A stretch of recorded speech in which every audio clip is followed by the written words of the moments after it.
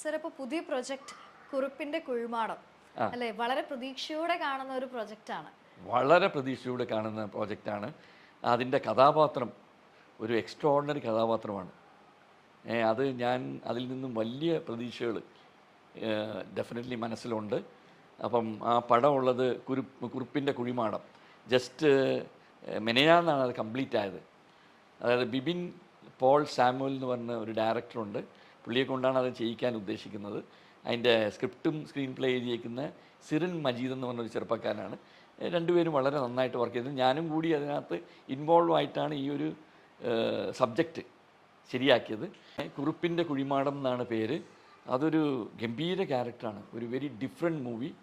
And I am sure അത് എല്ലാ രീതിയിലും അവാർഡ്സിനും അതുപോലെ തന്നെ കമേഴ്ഷ്യലും അത് ഏറ്റെടുക്കും എല്ലാവരും എന്നുള്ളൊരു വലിയ പ്രതീക്ഷയോടുകൂടി തുടങ്ങാൻ പോകുന്ന ഒരു പ്രോജക്റ്റാണ്.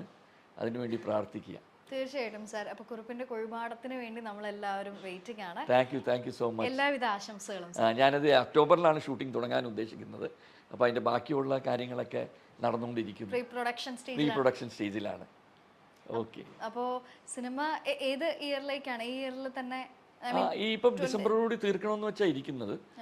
അപ്പം ഇനി എനിവേ ഡിസംബറോ ജാനുവരിയോടുകൂടി തീർത്ത് എല്ലാ ഫെസ്റ്റിവൽസിനും അവാർഡ്സിനും വിടണം.